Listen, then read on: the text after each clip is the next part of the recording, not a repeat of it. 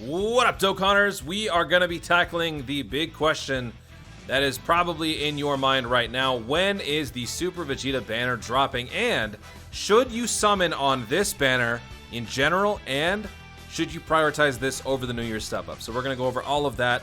Obviously, keep in mind for the second half of the video regarding the banner, it's my opinion, so feel free to let me know in the comments if you agree or disagree with my thoughts. But just keep in mind, it's just my opinion. So now let's jump in and obviously tackle the annoying question that is always asked. When is the banner dropping? It will be dropping January 2nd, 10:30 p.m. Pacific Standard Time, which is the equivalent to January 3rd, 1:30 a.m. Eastern Standard Time, or 6:30 a.m. in Greenwich time. What time zone does that mean for you? Did I just say time zone? I sure did. What time zone is that for you? I'm going to link this in the description or in the pinned comment, dateful.com. All you got to do is type in the info that I mentioned, 10:30 p.m., January 3rd, 2022, Los Angeles. So for that PST, that's where I live. If you want to come visit me, say hello. Totally open for that. My door is always open. No, it's not. What time zone does that mean for you? Just simply type in your state, country right here, and you will find out. So let's go over a couple places. I'm not going to go over too many. The sarcasm, the joke has kind of subsided over the last couple videos. So I'm going to do this a little bit less and less, and I'm going to be less sarcastic. You can get this banner in Hawaii at 8:30 p.m. on January 3rd, 2022. This will be happening in Boston, home of the Celtics, at 1:30 a.m. January 4th, 2022. No, nothing against Boston. Everything against the Celtics. I hate the Celtics. What time zone? Let's see. How about Spain? In Spain, you will be getting the Super Vegeta banner at 7:30 a.m. January 4th, 2022. How about in Sweden? Home of Peter Pan. 7:30 a.m. January 4th, 2022. How about in Australia, mate? In Melbourne, it's going to be at 5:30 p.m. January 4th, 2022. How about in Japan? It's going to be 3:30 p.m. January 4th, 2022, when the banner drops. If you're summoning for global in Japan, it's a very interesting situation you got going on there. In India, it will be high noon. Yep, high noon in India, January 4th, 2022. How about in Nigeria? It will be 7:30 a.m. January 4th, 2022. Man, I've hit that time zone quite a bit, haven't I? Okay, what are some other places we could check out? How about Indonesia? Yeah, how about that? Indonesia. It will be 2:30 p.m. Indonesia, January 4th, 2022. How about in Rio de Janeiro, Brazil? It will be 3:30 a.m. January 4th, 2022. And last but not least, Alaska. In the United States, it will be 9:30 p.m. January 3rd, 2022. What is another way to find out when the banner is going to be dropping? I'm glad you asked. Check out the Dokkan Wiki. If you scroll down just a little bit, go down here to new and upcoming cards, click on upcoming cards. It will show you the list of all the units that are going to be dropping on Global and JP in the next, week? 2 weeks? Whatever. And if you can see right here, a whole bunch of units are going to be dropping at the same time for Global. The 39th Ultimate Clash will be starting at the same time as the banners drop, as well as the Extreme Z Area, all dropping at the exact same time. So if you guys don't know what time zone you're in, you simply don't want to go to that website, just look at the countdown clock right here. This will tell you. The countdown clock is exactly the same no matter where you live on planet Earth. I promise you. So we'll all be getting the banner at the exact same time. Fun fact, it's going to be starting 30 minutes after the 39th World Tournament concludes. This will be concluding at 10 p.m. Pacific Standard Time in my city, and it will be leading to a 30-minute break and then the arrival of the Super Vegeta banner. So that's it for the time zone lecture. If you guys still have questions, well, stop it. Get some help. Now, let's take a look at the Dokkan Festival banner. This is the banner that was released on the Vegeta side. On the JP side of things, Global will probably get the same banner, if not maybe one different featured SSR. Other than that, this is basically going to be the same. We've got the Super Vegeta and the second form cell. Let's take a look. Mastered Evolution, Pure Saiyan's Ki, +3, 130% HP, 170% attack and defense. Causes immense damage, performs a critical hit for 1 turn. Really solid there. Attack and defense +150, plus an additional attack and defense +50 when performing a super attack, plus an additional attack and defense +50 within the same turn after receiving an attack. Stuns enemies attacked by the character's super attack.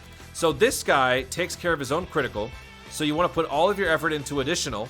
He can do up to 250% on that super attack passive, or sorry, he can accumulate up to 250% attack and defense. However, this is kind of a risky situation here because you would have to get hit first before you launch your attacks, which means you'd have to be in the first slot, and ideally you'd want to have a tank or something go in the first slot. So this is kind of a risk-reward type situation. The other issue with the unit is that he lacks ki in the passive. So when you're considering this unit, keep in mind that while he's really good as a solo act, you have to make sure you have enough links going on, which there aren't too. Actually, we've got Royal Lineage, Prepare for Battle, and Golden Warrior, all of which give you at least ki +1, depending on which link. So you have to be very mindful of your support as well as your links as far as running this guy, unless of course you've got crazy additional and you're banking on the additionals to carry you through. But it is good that he doesn't have to be on any specific team in terms of functioning a certain way. His passive completely caters to his own needs, which is, you know, kind of a good thing or a bad thing depending on who you ask. Now, looking at the active skill, ki +5 attack +50% for 1 turn. That is solid, but the activation condition is kind of lame here. Can be activated when HP is 50% or more starting from the 5th turn from the start of battle, or after the character receives an attack 1 or more times when there's an enemy whose name includes Cell. That's kind of restrictive, the second part of it, but that's why they have the first part. 5 turns, though? That's kind of unfortunate. This is the only real redemption in terms of ki, so be very mindful of that, folks. Now, as far as his category lead is concerned, he does lead Pure Saiyans in a much better way, but you don't necessarily have to have the unit to benefit from that. You can always rely on friend units to give you that 170% attack and defense for Pure Saiyans. For Mastered Evolution, it's not the greatest category. There's a lot of healthy subcategories that you can extract from this. You got Realm of Gods, you got Pure Saiyans, you got Kamehameha. Eyeballing it real quick, you could run a Wicked Bloodline team here. What else could you run? Maybe, possibly Hybrid Saiyans too. I don't know if there's a Hybrid Saiyans. Maybe there's a youth team you could run here. So yeah, there are a couple teams you could run instead of Mastered Evolution. So don't let the category mission on the Legendary Vegeta event potentially sway you to summon for this unit if that's all you're concerned about. If your concern is beating the new category missions that are going to be dropping on the Legendary Vegeta event, don't worry about Mastered Evolution because there are going to be other teams that you can run without having the Super Vegeta as your main lead to do so. Let me actually show you a couple teams that I put together really quickly. These are not optimized, these are just random teams that I put together. Here's a super class team that fits in the Master Evolution category. Here's a Pure Saiyans version where you don't even need Super Vegeta. And then here is an extreme team with full Friezas and 1 Vegeta in there. This Vegeta could be a nice supplement for your Super Vegeta that you throw on as the friend unit. Looking at the links, he does have Royal Lineage, he has Prepare for Battle, and Golden Warrior, so this is a great way to give your unit some ki as well. So these are some sample teams. Basically, I'm trying to say that you don't have to summon for the guy based on the missions and based on the category that he leads. Now, as far as the unit's concerned, like I said, he's really good. Ki is the only issue, so you got to be mindful of that. Of course, if you love the unit, that is the #1 thing. If you love the unit, then summon for him, which is what I'm going to be doing. Also, taking a look at the second form Cell, this guy, he supports extreme Android Cell Saga units, which is good, but his overall passive is kind of just all over the place. It's very restrictive in terms of where it's going to be fully capable. You can only get parts of the passive when there's an Android Cell Saga enemy, high chance to stun all enemies when there's an enemy whose name includes Android. So, you know, the overall potential of this unit is very hard to execute because there's not too many situations where you can do that. Android Cell Saga lead, though, ki +3, 130%, greatly raises attack for 1 turn, causes supreme damage. Defense +80, plus an additional attack and defense +180 when performing a super attack, which is pretty good. Chance to perform critical hit +18%, reduces damage received by 18% when there's an Android Cell Saga category enemy. High chance of stunning all enemies when there's an enemy whose name includes Android. Android Cell Saga category extreme class allies. Ki +3 attack and defense +40%. As far as I'm concerned, I'm excited strictly based on the fact that his name is Cell. His passive, his overall kit doesn't excite me too much. I'm mainly summoning for this guy for the name because I like Cell and I like having every iteration of Cell. I don't have the 50% tech support unit that is the second form Cell. That's the only other version of him that exists that's decent. So yeah, as far as the units are concerned, overall, in a vacuum, I wouldn't say the Cell is great. Vegeta is amazing, just got to be mindful of ki. But in the grand scheme of things, you're going to be summoning on the New Year's step-up, hopefully. So if you're trying to compare between that banner and this one, the answer is simple. You got to summon on the New Year's step-up. This is way more valuable. The savings are much higher here. The value is much higher. You're going to have 3 rounds. I don't think we're going to have a 4th one. And they're probably going to substitute the type step for the first one with another Dokkan Festival category. So the potential for units that you could be pulling on these 3 rounds are insane. 600 stones is what you're going to be paying for 3 rounds. 3 guaranteed LRs. 3 to 4 guaranteed category leads each step or each run through. So this is going to be the better banner. This is where you kind of catch up on the year that has been Dokkan.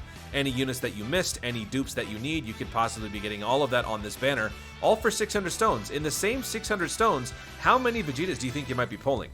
So that is one argument against the Vegeta. The Broly is a good unit, and he's going to be available in the coin shop. So as far as getting Broly is concerned, you could always purchase the unit from the coin shop, leaving for the Super Vegeta to simply come back on a future banner. So it really is up to you in terms of your categories, how strong your alternative categories are. As far as, you know, summoning the guy, if you love the character, if you love the unit, you would summon on the guy. But otherwise, it's not a crime to simply wait for this guy to come back in a future banner. While it does suck, you won't have his 170% attack and defense for a leader skill for Pure Saiyans. Mastered Evolution really just is a non-starter. Nobody really cares about this category. So you can manage without it. You'll have friend units who have the unit anyway. So those are my thoughts. My particular choice, though, I will be summoning for this unit. I want to rainbow him. I don't know if I'll be able to because I, too, will be summoning on the step-up banner, but we'll see. So those are my thoughts on the banner and, of course, the whole time zone situation. This is going to be fun. The first Dokkan Festival for the new year on Global is going to be Super Vegeta, and it is going to be an exciting one, folks, after, of course, the dreaded World Tournament. Guys, thank you so much for watching. If you enjoyed the video, be sure to leave a like down below. Let me know in the comments, what are you more excited for, the New Year Step Up or the Super Vegeta summons? And are you going to be summoning for the Super Vegeta at all if you're a lower spender or a moderate spender? Let me know in the comments down below. Also, be sure to subscribe for more dope content in the future and click the notification bell so that you let YouTube know you want to see more of my stuff. Do it! Thanks again, stay tuned, and always remember to Dokkan responsibly.